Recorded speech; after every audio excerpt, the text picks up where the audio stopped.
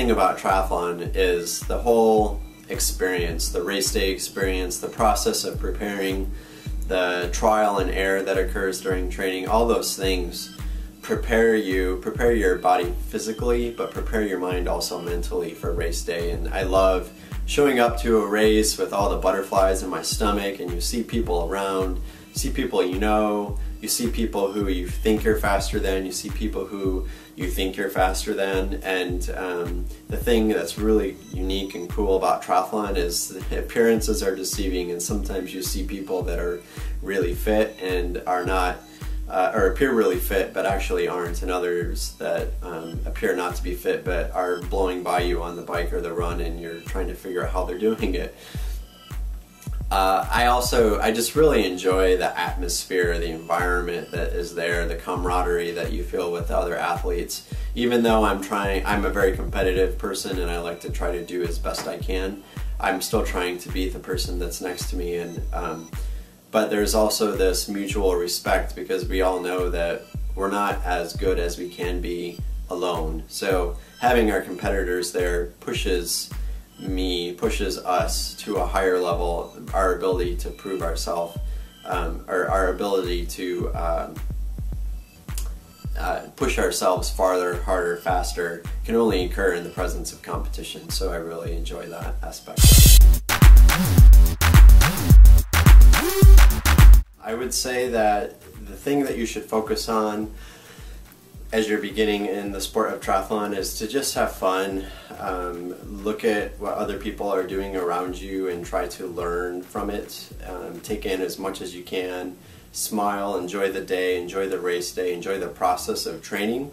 And I would also suggest that you get yourself into either like a triathlon club or a master's swim team, some group of people that have experience within the sport, and they can help guide you along the way.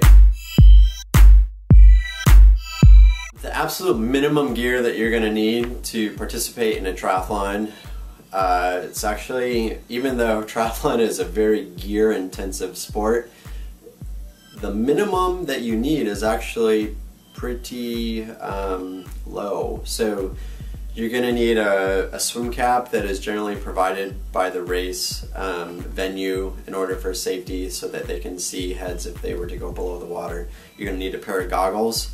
You may or may not need a wetsuit depending on the race day temperature of the water. And there are USAT rules that govern that. If it's above 78 degrees, I don't believe you're able to wear a wetsuit. You'll obviously need a bike. You'll need a helmet and a pair of running shoes. And then in terms of clothing, what is most useful, I think, is to wear a triathlon kit. So that will entail a pair of triathlon shorts. They're spandex. They have a chamois in them for comfort while you're in the saddle, although it's way reduced from what the chamois, a type of chamois that you'll find in, for example, a pair of cycling shorts. If you try running in a pair of cycling shorts, it feels like you're wearing a diaper. It can be done, but the other thing that triathlon specific shorts provide is an amount, they don't absorb as much water. So if you were to wear a pair of cycling shorts in the water, all of that moisture will get sucked up into the chamois, whereas the chamois in a cycling short, or excuse me, in a triathlon short they don't absorb as much water, so it becomes more comfortable. The other thing is a racing singlet. I prefer a two-piece, so there are some triathlon kits that are a one-piece, which are actually really good for shorter course racing. If you're going longer, I prefer the option of the two-piece, just because it provides more flexibility and comfort, and when you're going longer, that's a huge piece to consider. But some sort of tight-fitting triathlon jersey. I like pockets and a zipper. Not all of them have it, some of them do. See what's comfortable. The final piece of equipment, I think, that should be required just from a safety standpoint, but also comfort, is a good pair of sunglasses. They will protect your eyes from the wind, dry your eyes out. Wind will tend to dry your eyes out when you're cycling. It also protects from rocks and other debris, bugs that are out on the road. If you know, I've had things hit my sunglasses all the time, and it's really important to protect your safety, so I would also recommend that. And it doesn't matter if it's a mountain bike, a triathlon bike, a road bike. If it's your first triathlon, just go out there with what you have.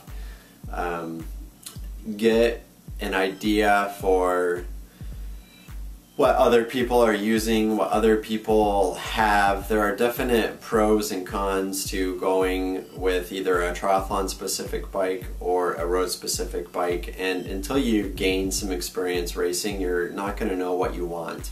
You know, another thing that's really important when you're buying a bike is the fit. Fit is absolutely the most important. There are all kinds of claims. Different companies claim, you know, different speeds or results in wind tunnels, for example, but if the bike doesn't fit you well, it doesn't really matter. So fit is the utmost important, and you're going to want to find one that works specifically for your body.